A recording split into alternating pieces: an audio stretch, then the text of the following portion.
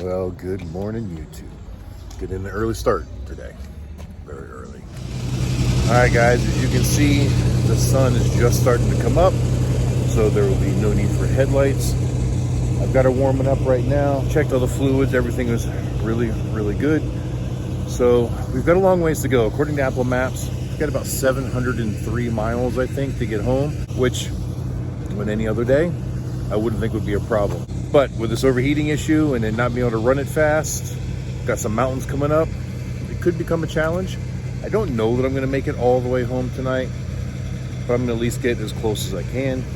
And, you know, we've got enough time now since we're starting earlier rather than leaving in the afternoon like we had the last couple of days, that I might be able to actually run that fuel tank out a little bit further and see how far it will actually go.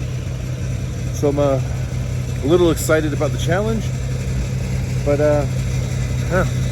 it's time to wake up, get this day started.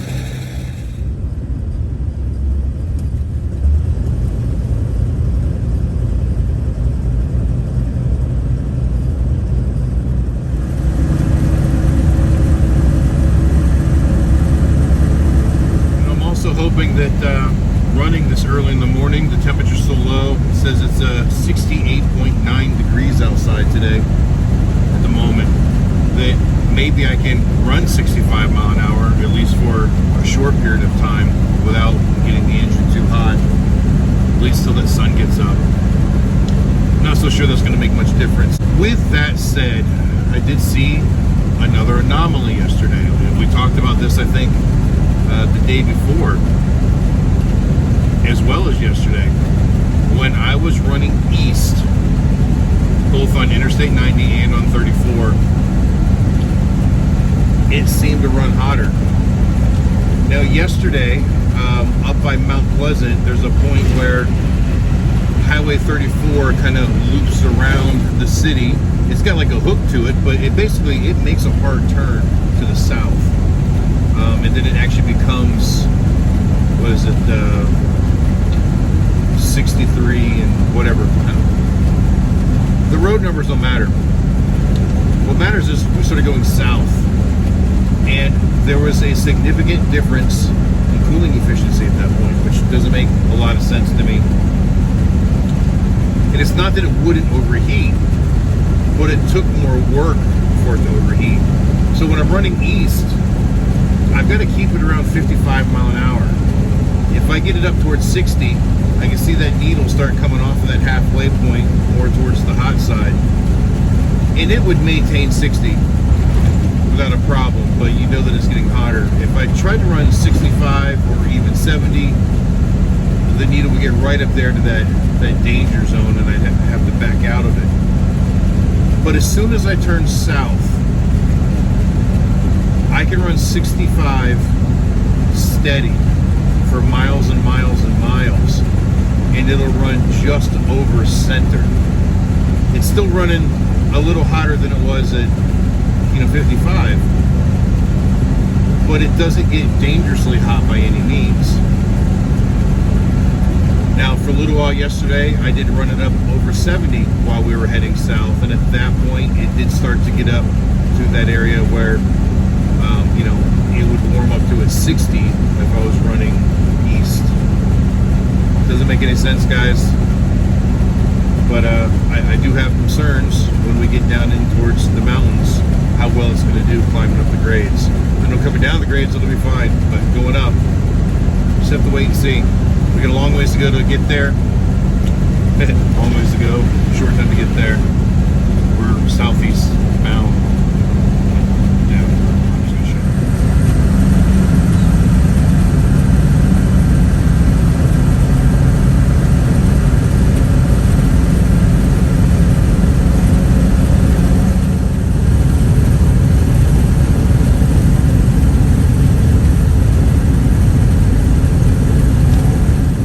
Hi guys, we were a little bit over 100 miles in and I had to stop and pee. Normally, get a little bit further than that, but I guess coffee's going through me this morning. So, stopped at the Casey's here. We're not quite to St. Louis yet, but we're getting close.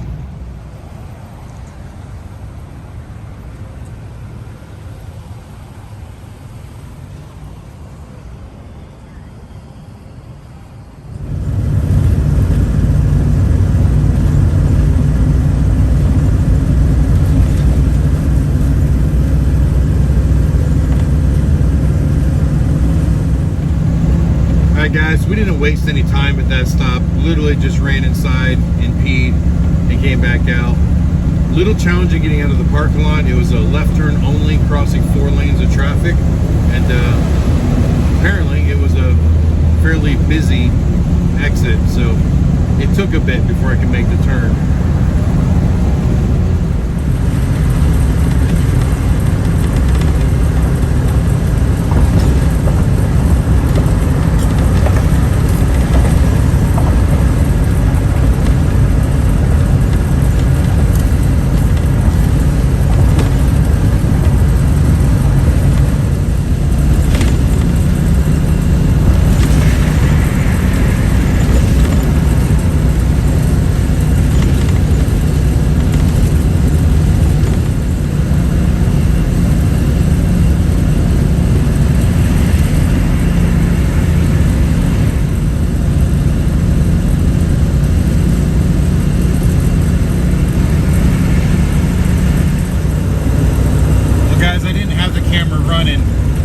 Truck in front of me is a definite ass hat. So just as the exit lane was coming off, in order to get to this bridge to cross over to Illinois, he got past me with just enough room for his truck to fit between me and the car in front of me. And then he immediately came over, maybe 2 or 3 feet worth of room, maybe 2 or 3 feet worth of room between me and his trailer, and then immediately slammed on the brakes to slow down so that he can make the exit.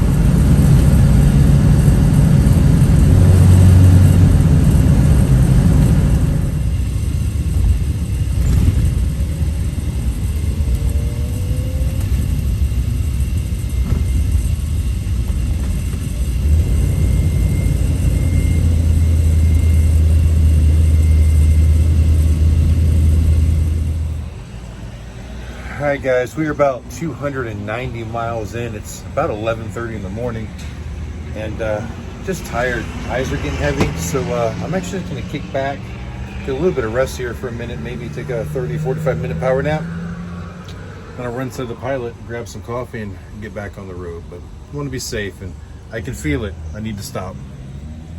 That, my knee's hurting. Time to stretch it out a little bit. Well guys, it was definitely a little bit longer than I had planned. It's about 1:30 now, but I feel rested. And I'm gonna run inside, grab some coffee. And it looks like some Indianians decided to stop while I was parked here as well. Oh, hood's up. It might be broke down, I hope not. Eyes RV Transport, these DOT.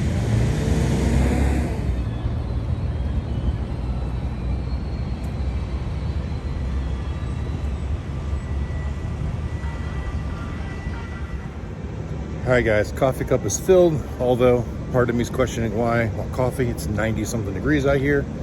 It's gonna be hot in the coach. I was sweating taking my little nap. I was hot before I stopped, and it's just getting worse now that it's midday. But we had no choice but to keep moving, so let's do it. Hey guys, according to the inside, it is 104.9 in here. No air conditioning.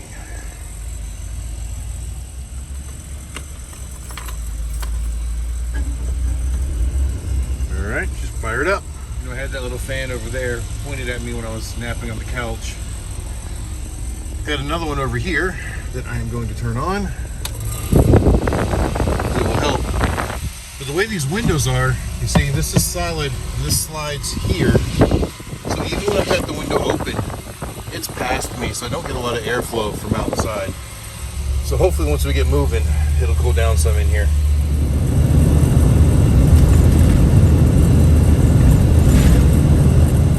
Alright guys, so since that last stop, I've been driving 10-15 miles, maybe 20, I don't know. And yeah, actually about 20. So it is now 102 degrees in here. Outside outside temperature is 93. So it is definitely still quite warm out. And in fact, if you see me reach into the screen, it's because my phone keeps wanting to turn off because it's so hot that even while I'm recording, it wants to go to sleep mode. But I want to touch base on the fuel. I did not put fuel in it, and keep in mind I said that we were 290 miles when I stopped for coffee, and the farthest we've gone so far is 300. So right now the needle is on E, but I'm kind of curious about how far will it go.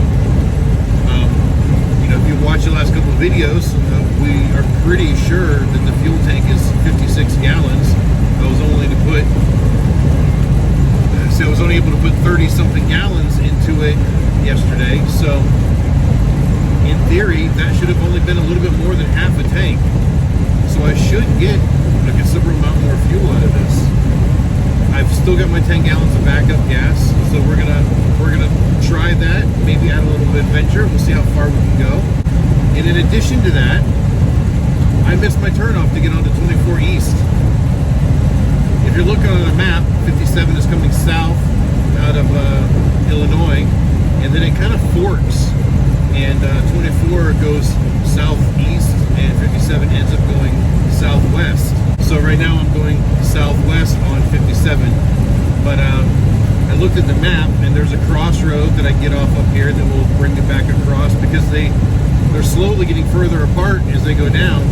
So it is going to add a few miles, but it's also going to add a little bit of adventure. It's a road I've never been on before, so I'm always excited to see new stuff like that. So we got a few more miles until that exit, and then we'll see where it takes us. Alright guys, here is the exit. So this is the exit for the town of Anna, which is right here to the right. And we're going to make a left and cut across, headed east, and it will take us through the town of Vienna before it eventually dumps us back out onto 24, where we need to be. We're going to go east 146. Alright guys, so we just got off of the exit, and we just had this conversation about the fuel, and guess what? It's running out of gas. So I'm going to find a spot here where I can pull off. I can feel her surging, at least get to the top of this hill maybe. Let's turn on the hazards. So we've only gone about 310 miles. Looks like a park entrance or something right here. Alright guys, the phone shut off, so I don't know how far you saw, but we were running out of gas, and there's this little pull off here for an historical marker, and we're going to stop right here, and we're going to dump our 10 gallons of gas in.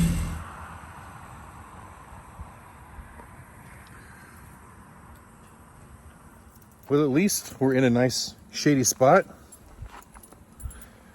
to do this, not out in the sun, because it is quite warm out here. And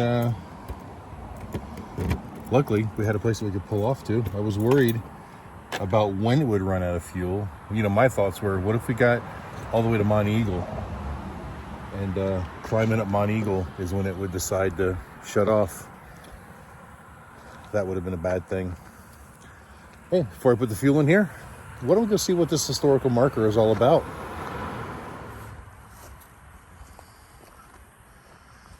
All right, King Neptune, 1942 to 1950, buried here. Famous Navy mascot pig auctioned for $19 million in war bonds, 1942 to 1946, to help make it a free world. This memorial site dedicated by Don C. Lingle, the millions of people who gave their service to ensure the life, liberty, and justice upon which our country was founded. Pretty interesting. And if you look off to the side here, it kind of drops down. Looks like there might even be some trails, animal trails down there or something. Nice little nature area. All right, guys. Hopefully the fans aren't too awfully loud in here. But I only put 5 gallons in. Looked at the maps, and that town of Vienna is only 13 miles up the road. So we should be able to make it there without a problem. I am going to keep the phone down off of the dash though for a little while, because with the sun beating on it, it's just overheating too much. I think I've got it cooled enough now, but I don't want it to just heat. Nope, see, it's trying to black out on me while I'm recording. Usually only does that when it's overheated.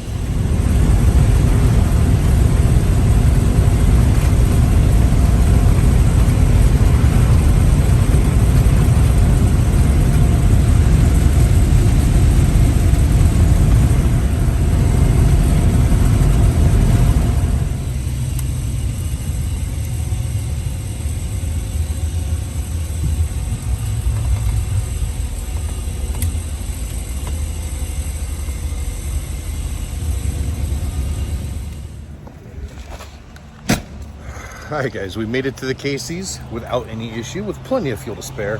Actually, I have no idea how much fuel is left into the spare, but I'm glad that I didn't take the time to put the other 5 gallons in, just because it is a pain in the butt to pour fuel from these cans into here. The fuel neck actually sets into the body a little ways, and that makes it really hard to tip the can upside down and actually get a good trajectory into there. But I'm gonna fill that can back up, we're gonna top off the fuel tank, and we're gonna keep rolling. We are only like 1.5 miles or 2 miles from Interstate 24, which will put us back on track, headed towards Paducah, and we should be in Kentucky in no time. All right, guys, you can see that time I fit 39 gallons back in the motorhome. $150 is where it stopped me off, but that was essentially full. I mean, it was backing up in the pipe, and I was just kind of trickling the last couple of gallons in there. I think it got 36 in there before that first kicked off, and I milked 3 more gallons in it. Anyway, I'm gonna swipe my card again because I still want to fill up our backup before we hit the road.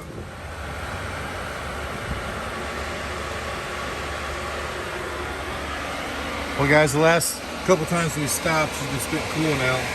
It's not empty. It was overfilled. I'm hoping that it's just because how much hotter it is today that it's just spitting out what it doesn't need. Remember, guys, I had it overfilled. This should be the full hot mark. Of course, now it's going down low, but she's been running warm. We may have to just slow it down some. It is just so hard on the interstate to maintain 55. And before you know it, I look down, I'm doing 65, 70 just because that's what's comfortable. Really wish the cruise control worked. I start her back up, and with her sit for a few minutes, the temp is good. Now, I did have the auxiliary fan running the whole time we were getting fuel as well to try to cool it down some. But going down the highway, she definitely gets up there a little more. All right, guys, and after that quick stop, look at the temperature now. Yeah, it doesn't surprise me that she's spitting coolant out.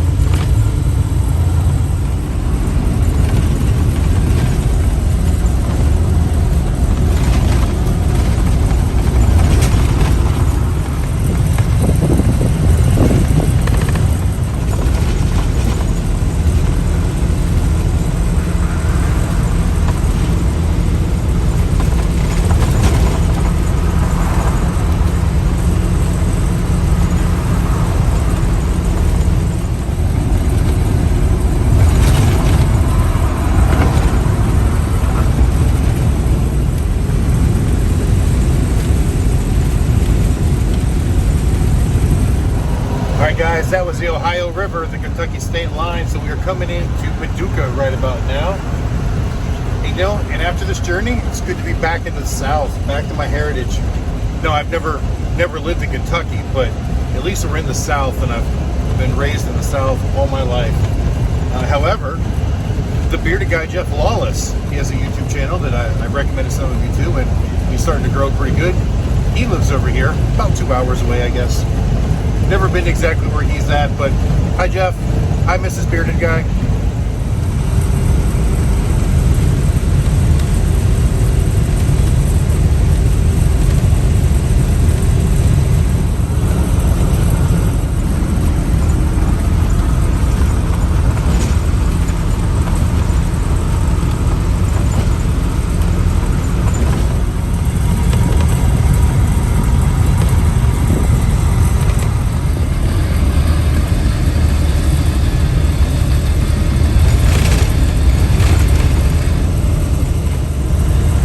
Guys, you can see right there, she's just turning 32,000 miles.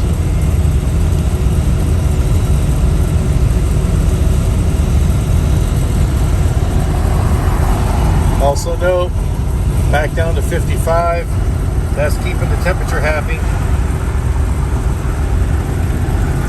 still a little up there, but every time I try to do 65, it gets right up into that white area. Now, between having to reduce my speed, taking my nap, missing my exit, I'm not so sure I'm going to make it home tonight before the sun goes down. But, in fact, I don't think it's even possible at this point. It's, 10 till 5. I'm still in Kentucky. I've got 70-something miles till Nashville. Yeah, it's not happening. But just keep going as far as we can.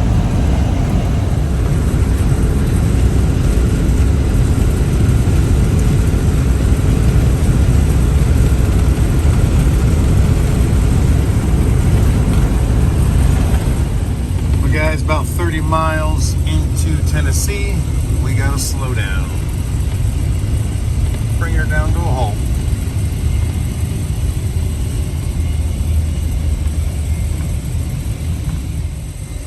I don't know if you guys can see in the mirror, but right after we passed the Tennessee line, the bifold doors that are between the bedroom and the bathroom fell down.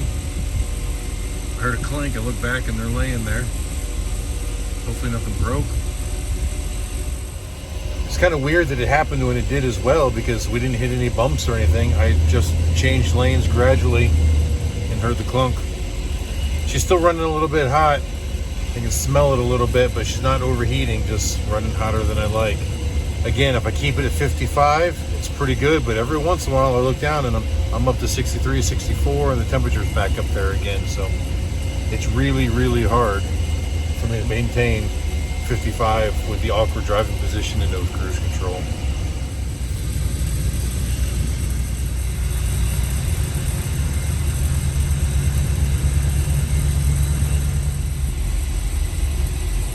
Yep, still in traffic. It's a little bit after 6 p.m. It is still 92 degrees outside, but hey, it's only 94 inside here. Yeah, it's still quite warm. Been in the traffic for a good 20 minutes now, 25 maybe. I don't know what the cause is. We're still kind of on the north side of Nashville. I expected traffic coming out of Nashville at this time, not going in, so I'm not sure what the problem is. Unfortunately, at this point, I only have an hour, maybe an hour and a half left of daylight. So depending on how long this takes, I'm not going to get as close to home as I hoped. I might make it past Nashville. I really hope so. Depends on this traffic, obviously. I was kind of hoping to get at least towards Mont Eagle, at least get up on the mountain. It's usually a little bit cooler. It'll make sleeping tonight a little bit better, because if it's 90 degrees, it is not going to be comfortable sleeping at all. Well, I'm assuming now that it is a traffic accident. Basically, the second I shut the camera off, a flatbed wrecker went by, and as I was recording this, like an unmarked patrol car with the green and amber lights went by. It wasn't really a police car, maybe just a DOT type thing or something, but yeah, hopefully we'll get it cleared up pretty soon. We're moving a little bit faster now than we were, so that's a good thing. Now I'm wondering if the right lane, which is the lane I'm in, might be blocked up here. A lot of the cars behind me have moved over to the left lane, but I have not seen any signs yet that say that this lane is blocked. So I'm a little reluctant to move over as of yet. All right, looks like we're getting a little closer. I can see patrol car, flashing lights up there, and everybody in front of me, other than this truck, has now moved over to the left lane as well. So now initiated my turn signal, and I just wait for somebody to let me over.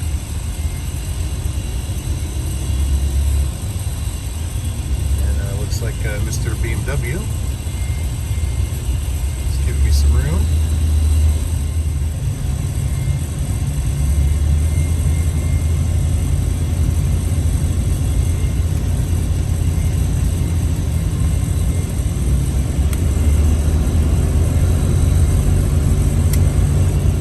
We made it past it. It doesn't look like it was too severe. I hope everybody in that accident is okay.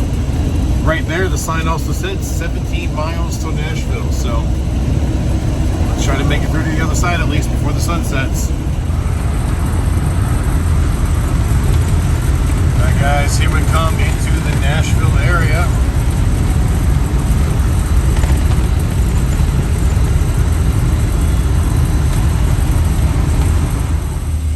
Well, guys, we made it through downtown.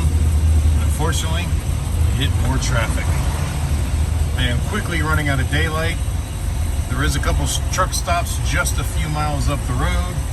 I may have to stop a little sooner than I anticipated. All right, guys, I stopped for gas at idle. You see it's still running a little bit hot, but look at the temperature gauge over there. It's actually going down now. It was up at 122, so it's probably reading some under hood heat because the engine is running hot. So it's letting it idle right now. I've got the auxiliary fan on. I'm trying to bring that temperature down some before I shut the engine off. And the purpose in that is to minimize the heat soak. You know, once you shut the engine down, the cooling system gets shut down as well. And if it's already kind of hot, and without that cooling, it just kind of sits there and cooks. So we're gonna try to drop the temperature down some. There's only a teeny tiny little drip of coolant coming out. Who knows what's left in it. Once they get it pulled over and parked, we will check that. But here we are. We are at the TA. As you can see, the sun is just about down. I didn't want a chance trying to go too much further. This is exit 62, so just south of Nashville a little bit. I'm gonna go ahead and top the struggle bus off with fuel before I go park it. That way, you know, when morning comes, when I'm ready, I just get up and go. Don't have to deal with any of that stuff. And I want to give this some time to idle down a little bit anyway. So let me top her off, even though we're just barely below half a tank. I don't need fuel, but at this point, I should make it all the way home without having to get any more fuel. So I'm just gonna do it now, be done with it. All right, guys, and as the struggle bus is fueling up at the moment, just kind of looking around the parking place, just trying to plan where I want to park it for the night. And the way they've got stuff scattered, man, isn't really that good spot. I mean, I guess get over there by the curb, right by the off ramp, or maybe we can take this spot here that's, you know, a no parking plus a parking spot, fill up those two, be right on the end. Who knows? I'll figure something out. You know, and I noticed that the bus is idling a little high again, just like it was last night when it came off the interstate. No, it wasn't doing this throughout the day. It's almost like it only does it in the evening time. $60, 17 gallons. Sounds about right for half a tank. I'm just gonna make sure I top her a little bit more. See how much more we get. You know, I don't want to have too much fuel when I get home, but I also want to make sure that there's enough fuel in it to move it around the yard and so on and so forth, whatever I need for the time being. All right, guys, I got it parked up here. That way I got a straight shot out of here in the morning. But she was starting to run hot even in idle. Now, sitting in traffic, it wasn't running hot. It didn't start running hot at idle until I pulled in here. And of course, the fluid is pretty much gone here. I'm gonna let it cool down before I check what's in the radiator, but I'm obviously gonna add some coolant to it before I head out in the morning. I'm just gonna leave that hood open for a little while, let some of that heat escape, because as soon as I shut the truck off, I could just see the temperature escalating. So I'm assuming that sensor is mounted under the hood. Either way, it's quite warm, and I think that's what contributes to being so hot in the coach even after I park. I mean, out here, it's not that bad. It's warm, but it's not miserable. There's a slight little breeze. Inside the motorhome, it's 95 degrees and hot and muggy. So leave that open. Hopefully it'll help cool things down a little bit. Well, guys, and I just realized instantly that I'm hungry. You know, it's after 7 o'clock. I ate a banana about 7 a.m. this morning, and I snacked on a bag of pork rinds as we were coming through St. Louis. But that's all I've had today, other than a couple cups of coffee and some tea and some water. So yeah, I'm hungry. I'm gonna go inside, get something to eat. And lucky me, this TA has one of my favorite fast food places ever.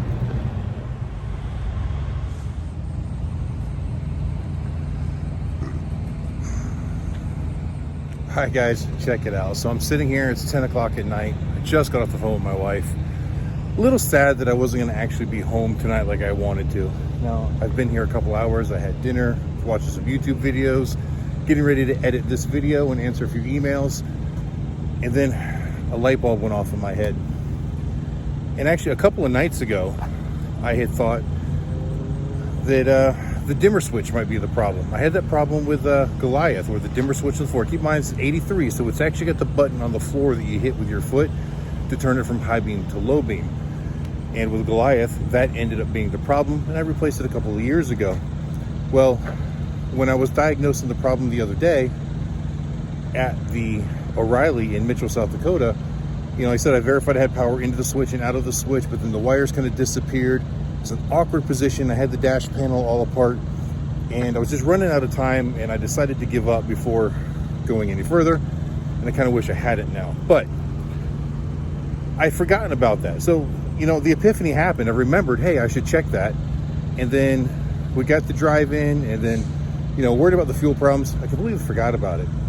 And then last night, sitting in Wayland, Missouri, I was reading a comment from a viewer that mentioned that. And I was like, oh yeah, that's right. And I actually replied to that person. I can't think of the name at the moment, but that, yeah, I had considered that, but hadn't actually got that far to check it yet. So as I'm sitting here talking to my wife, it's like, you know what, I should check that. And guess what? Power to the switch, no power coming out of the switch. When I got there with the test light, I was clicking the switch on and off. I could see the test light light up through the action of the switch, but when it got to its position, nothing. So it tried to make contact, but couldn't. So basically, I bypassed the switch. That switch had been added on. There were already some crimp connectors in there, so I just cut those crimp connectors out and I twisted them all together. So I got high beam, I got low beam, I got everything. I think I'm gonna head home. I know it's 10 o'clock at night. I'm still 4.5 hours from home, but I figure it's cool, or cooler anyways, this time of night. I might have a better chance to climb the mountains without overheating. So anyway, we're low in water right now, so definitely gonna go top this off first, and then I just may head out. All right guys, as you can see, the radiator itself is still full. The bottle is not, so I'm gonna go grab some more coolant and top it off, and we'll see if we can get another road zone. All right, also just want to show you guys, so there's a switch. So that's all I did, is just tie those wires together. The switch itself has been removed, so I'm going to clean up these tools, that way I don't kick these wires or anything with my feet. All right guys, top back off. Everything else in here is looking really good. We're going to close this puppy down and hit the road. All right guys, I know this may seem a little strange, a little last minute. Well, it's because it was. This was not planned. I had no intention of doing this. I was nestled here, ready to relax for the night. However, because of how warm and humid it is here, I wasn't gonna be very comfortable. In fact, I don't know if you guys can tell, but I fired up the generator and turned on the AC. You know, the last couple nights, it wasn't so bad. It was a little bit warm when I first stopped, but throughout the night, it got really nice. In fact, I woke up cold almost every single morning. I can guarantee you that wasn't gonna happen here. It's just sticky, buggy, not comfortable at all. I would much rather sleep in my own bed tonight, but it is 10 o'clock at night. I'm still 215 miles away from home, but I know I can get 300 miles of a tank of gas. Plus I've got two 5-gallon cans of backup. I think what I'm gonna do for my own personal comfort, I'm gonna leave the generator running. I'm gonna leave the AC going while I ride. It's nighttime, the sun's not beating on it. Maybe I'll actually be able to keep it cool and comfortable in here on my trip home. Let's get out of here.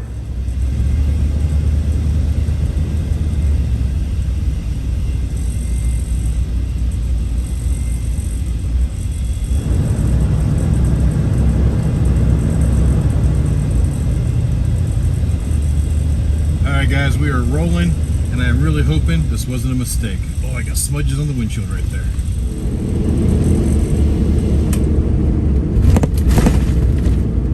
All right guys, I don't know if you can see that very well because my flash is trying to kick on, but the headlights are working. They're not good, but they're working. Well guys, we're 10 o'clock at night. There sure is still a lot of traffic. And I just remembered, as we were coming through downtown earlier, there was a big stadium we went by, and there was a whole bunch of traffic trying to get into the stadium and a whole bunch of cars parked there. So there was probably some kind of an event that, you know, now that it's after 10 o'clock, it's actually almost 10:30. Maybe whatever that event was is letting out, leading to all this traffic. You know, I'm really hoping that my decision to do this isn't a mistake, because now if something does go wrong, I don't have the benefit of daylight on my side. You know, I got the flashlight function on my phone, will be all I have to work on anything, but the truck has been reasonably reliable other than the overheating, so as long as I keep that under control and we don't have anything like a tire blowout or something, I mean, there's no guarantee in anything. Hopefully I don't regret this. You know what? I know that I won't regret it. Hopefully it all works out well, but no matter what, no regrets. We're living for the adventure. Alright guys, I'm fighting overheating issues, and we're getting pretty close to Mont Eagle. Anyway, I don't know if it's just the fact that we're further south now, the humidity's higher, but my speed where I can maintain safe engine temperature is definitely lowered. I'm literally keeping it between 45 and 50 mile an hour now to keep that needle where I want it. If I get up to 55, it kind of gets to the hot side, and at one point it had gotten way up there, and then now it's dropped back down to the middle. So just taking my time, going slow. Alright guys, we are starting the climb to Mont Eagle. Speed limit is dropped to 55. I'm actually slowing the bus down to 40, 45. Gotta see if we can try to maintain temperature without overworking it. Alright guys, she's getting up there. She's not overheated yet, but only doing 40 mile an hour. And I do have the auxiliary fan on as well. My hopes is that I can just make it to the top, because it'll definitely cool back down on the downhill side. Now on Mont Eagle, it kind of levels out at the top for a little bit, so it won't cool down immediately. But once we start the downhill, we won't use any throttle whatsoever, and it should bring it down. But we're almost up to that top line. It's getting a little scary. Hope she makes it.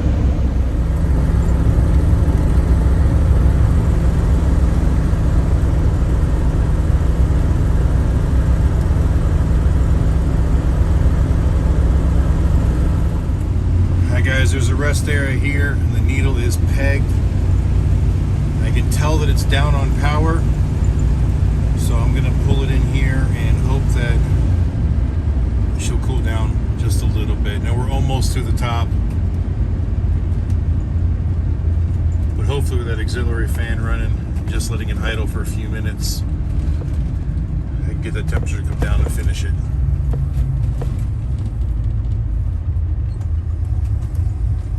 Alright guys, so I have stopped. I'm just letting it idle. I'm hoping that keeping everything circulating, the auxiliary fan on, I'm hoping it'll bring it down, but it's up above the line now. In fact, when I stopped, it actually got hotter.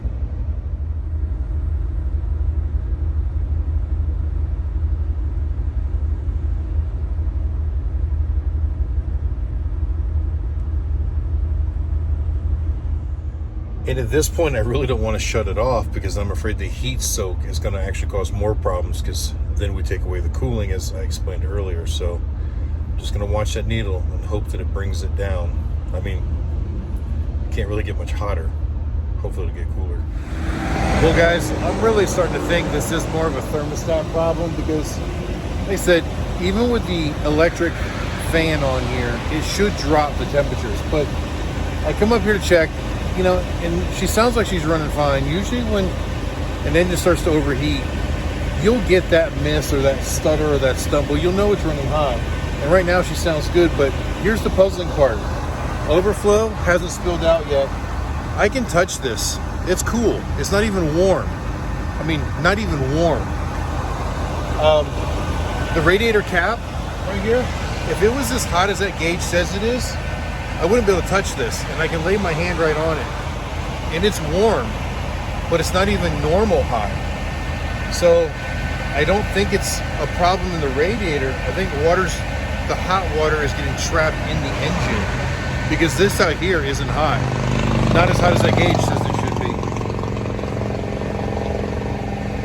be. Guys, it's been a good 5 minutes.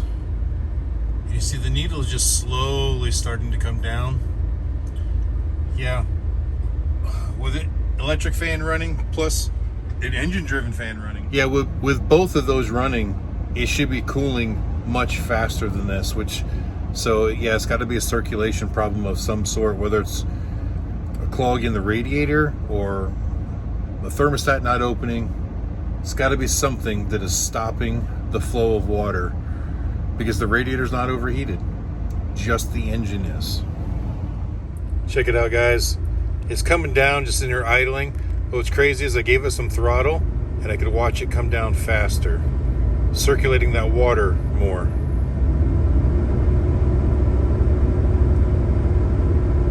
I don't know if you can hear it, but definitely running it up more RPM, and I'm bringing the temperature down. I'm telling you, it's a flow issue, because all I'm doing now, even though I'm creating more heat by giving it throttle, I'm increasing the combustion event, I'm increasing the amount of fuel being burned, therefore increasing heat. But what I'm also doing is increasing the flow rate. Could be a weak water pump.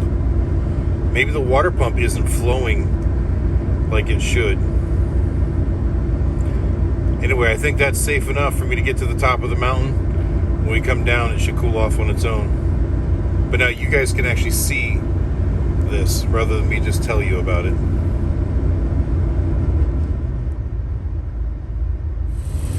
Alright guys, so we haven't started the decel yet, but we're almost to the downhill grade. We're back up to 40, 45 mile an hour, and actually I had it up to 55 a moment ago, and we dropped right back down to the halfway point. None of it makes any sense.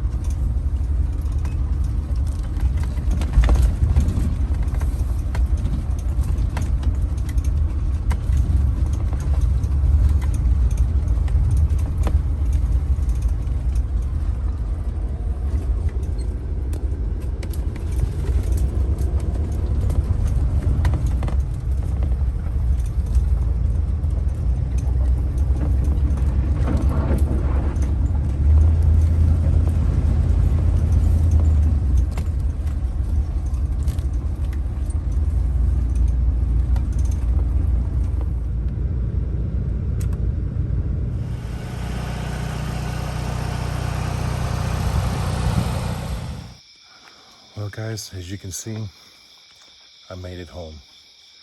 It's a little bit after 3 in the morning, and it has been a really long day. If you guys remember, I woke up this morning in Wayland, Missouri, 6 a.m. was on the road by 6:30. It's after 3 a.m. now. I realized when I got here I didn't have a key too, because I flew, didn't bring my keys, so I was debating whether I needed to wake a Katie up to let me in or just sleep in the bus.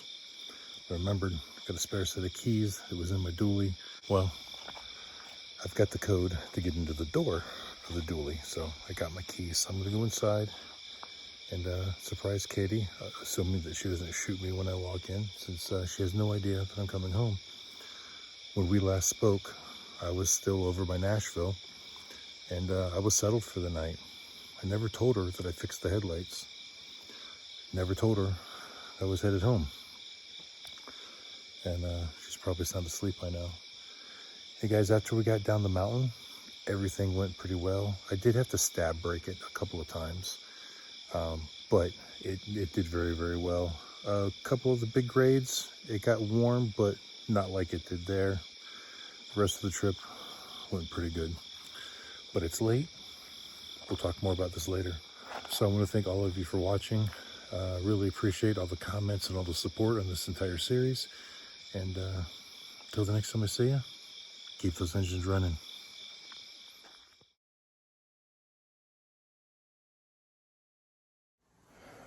Oh crap, I completely forgot about the time change. We came through Tennessee there. It's actually after 4 o'clock in the morning. I never changed the time on the dash of the truck when we hit Eastern time. So it's even later than I thought.